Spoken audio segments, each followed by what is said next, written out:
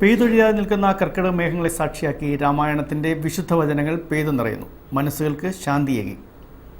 വാരിധി തന്നിൽ തിരമാലകളെന്ന പോലെ ഭാരതീ പദാവലി തോന്നേണം കാലേ കാലേ.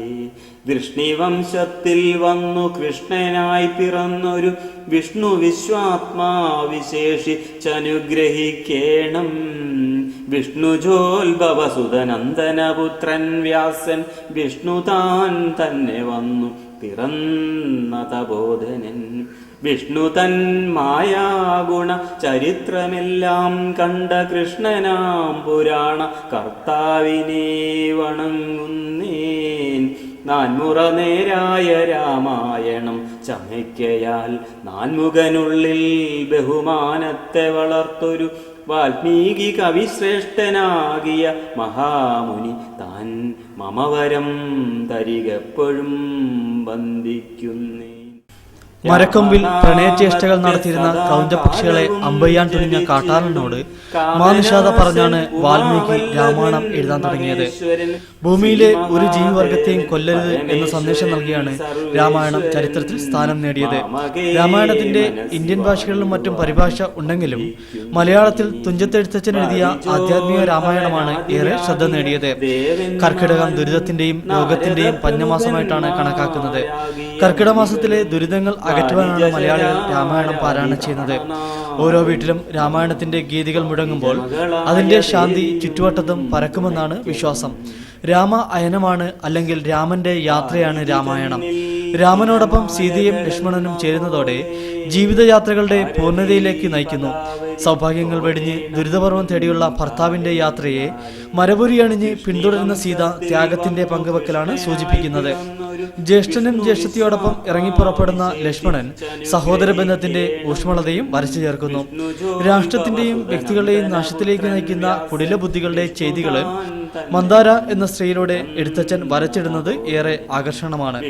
എഴുത്തച്ഛൻ ശാരീരിക പൈതലിനെ കൊണ്ട് കഥ പറയിപ്പിക്കുന്ന രീതിയാണ് ആധ്യാത്മിക രാമായണത്തിലൂടെ പ്രകടമാകുന്നത്.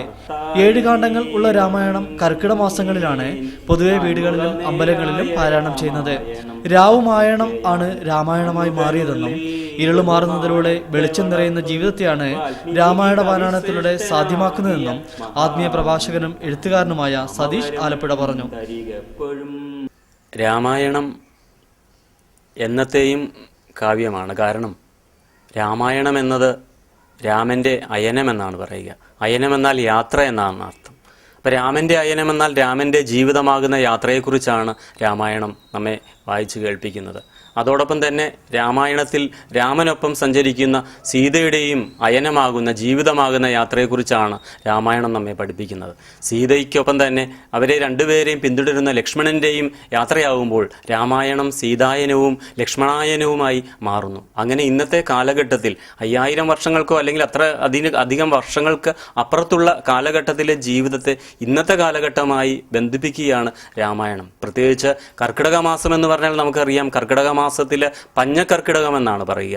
ഈ പഞ്ഞക്കർക്കിടകത്തിൽ രോഗദുരിത ദുഃഖങ്ങളിൽ അകപ്പെട്ട് കഴിയുന്ന മനുഷ്യനെ യഥാർത്ഥമായ ലക്ഷ്യത്തിലേക്ക്, ഈശ്വരന്റെ അടുക്കലേക്ക്, സവിധത്തിലേക്ക് നയിക്കുന്ന മാർഗമാണ് ഈ രാമായണ പാരായണം. അതുകൊണ്ടാണ് കർക്കിടക മാസത്തെ രാമായണ മാസമായിട്ട് കേരളത്തിലെങ്ങും ആചരിക്കുന്നത്, അല്ലെങ്കിൽ ഭാരതത്തിലെങ്ങും ആചരിക്കുന്നത്. അതുകൊണ്ട് ഈ രാമായണം എന്ന് പറയുമ്പോൾ അതിൻ്റെ ആദ്യത്തെ വാക്ക് തന്നെ രാമായണം എന്നാണ്. രാ എന്നാൽ രാവാണ്, രാവെന്നാൽ രാത്രി, ഇരുട്ടാണ്. ഇരുട്ടെന്ന് പറഞ്ഞാൽ തമസാണ്. അജ്ഞാനമാകുന്ന അന്ധകാരത്തിൽ നിന്നും, നമ്മുടെ മനസ്സിലെ അജ്ഞാനത്തിൻ്റെ അന്ധകാരത്തിൽ നിന്നും ജ്ഞാനത്തിൻ്റെ മഹാജ്യോതിസിലേക്കുള്ള യാത്രയാണ് യഥാർത്ഥത്തിൽ ഈ രാമായണം. അതുകൊണ്ടാണ് രാമായണം പാരായണം ചെയ്യേണ്ടി വരുന്നത്.